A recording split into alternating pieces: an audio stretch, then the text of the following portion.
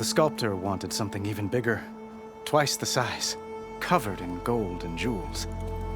But I was quite certain you wouldn't appreciate that. You were right.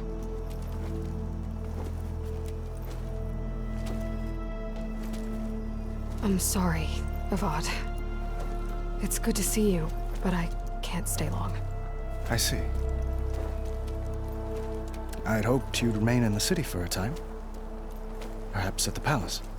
Meridian's still in danger. But it's bigger than that. To put things right, I have to go west. To Nox territory. By the sun, the Tenakth? Well, perhaps Murad already told you, but after years of hostility, we've negotiated a truce, in hopes of a lasting peace. Another embassy will be held in just a day or two. When you say years of hostility, I assume you mean the Red Raids? Ah, yes. My favorite subject. I wouldn't ask if I didn't need to know.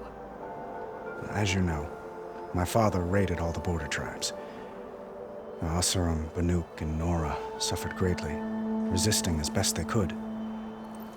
But none fought back like the Tenakth. They rose up and assaulted our western front at Barren Light, sweeping us from their lands. Getting them to talk to us again after that was tricky.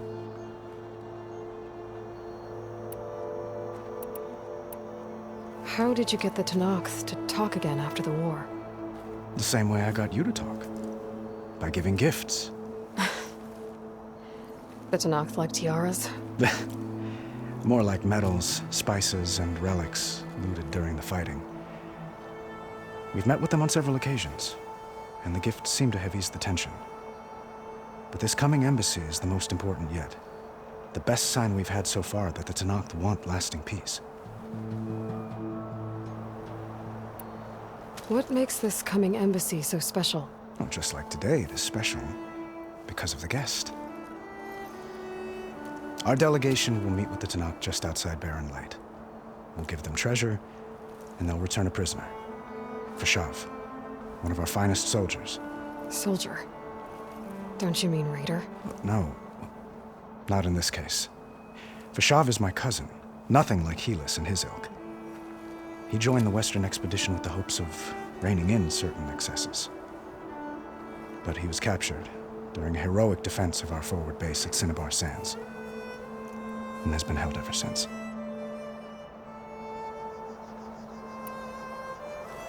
Your cousin, Fashav. How long has he been a Tenakth captive? 5 years. Tenakth emissaries swear he is well, but I wonder. That tribe is renowned for its brutality. How did he survive? Well, I'll know soon enough. If you see him before I do, tell him that I await him in Meridian, where he belongs. If I see him, I will.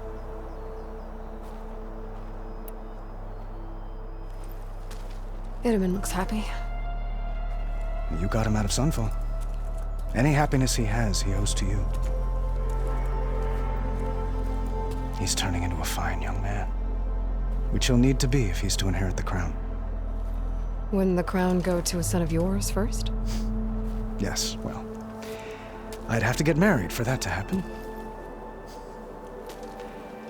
Murad keeps throwing noble matches at me. But I find I'm always trying to make them into someone they're not. At any rate, I never aspired to the throne, and I don't wish to sit there forever. When Itaman comes of age, I hope to step aside. Free of the crown. I might finally be able to travel the world. Who knows? Perhaps even accompany you on one of your adventures. You make it sound easy.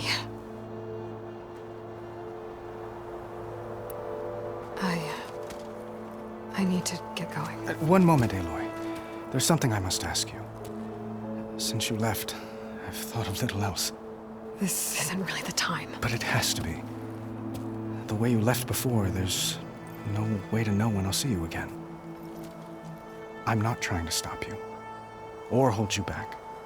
But I need to know, when your mission is over, will you return to Meridian and stay? Long enough for us to spend time, to get to know each other properly, perhaps.